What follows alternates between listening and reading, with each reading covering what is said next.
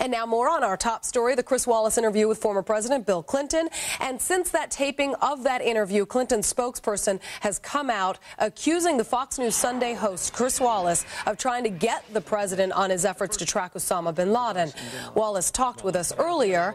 Here's a little of what he had to say. He got very much in my face. He called it a conservative hit job. This was an attack by right-wingers. And you know, he defends himself very articulately, as he always does, but he also gets very much into this idea that he's the victim of a right-wing conspiracy.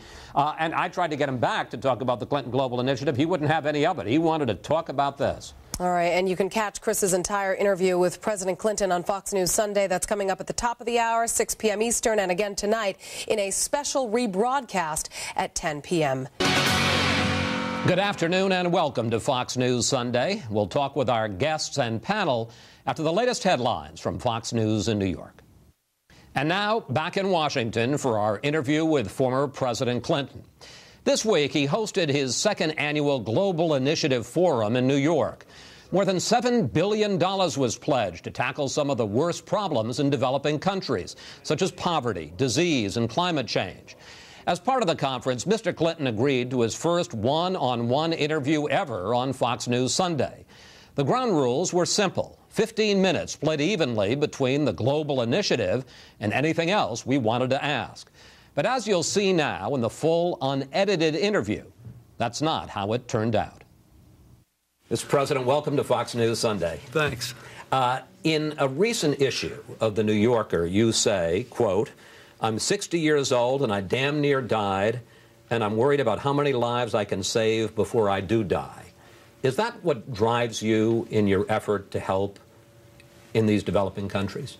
Yes, I really, but I don't mean, that sounds sort of morbid when you say it like that. I mean, I actually... No, you said it. But, yeah, but the way I said it, the tone in which I said it was actually almost whimsical and humorous. That is, this is what I love to do. It is what I think I should do.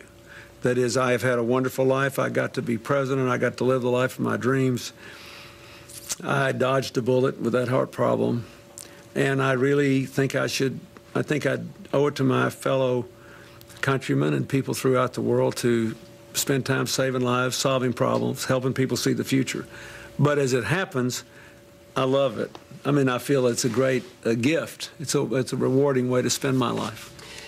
Someone asked you, and I don't want to, again, be too morbid, but this is what you said. He asked you if you could wind up doing more good as a former president than as a president. And you said, only if I live a long time. Yeah, that's true. How do you rate, compare the powers of being in office as president and what you can do out of office as a former president?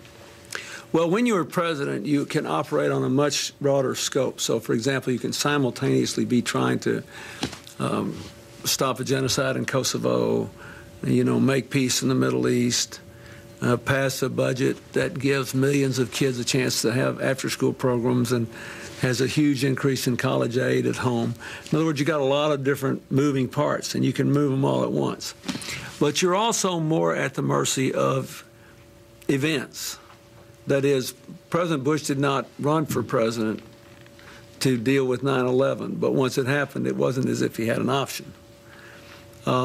Once I looked at the economic, I'll give you a much more mundane example. Once I looked at the economic data, the new data, after I won the election, I realized that I would have to work much harder to reduce the deficit and therefore would have less money in my first year or two to invest in things I wanted to invest in. So what is it that you can do as a former president? So what you can do as a former president is you don't have the wide range of power, so you have to concentrate on fewer things.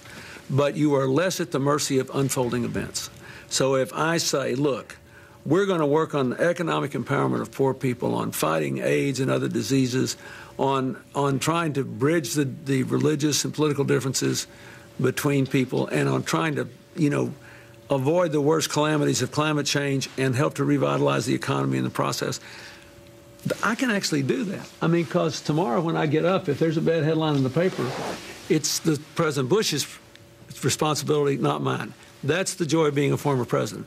And it is true that if you live long enough and you really have great discipline in the way you you do this, like this CGI, you might be able to affect as many lives or more for the good as you did as president.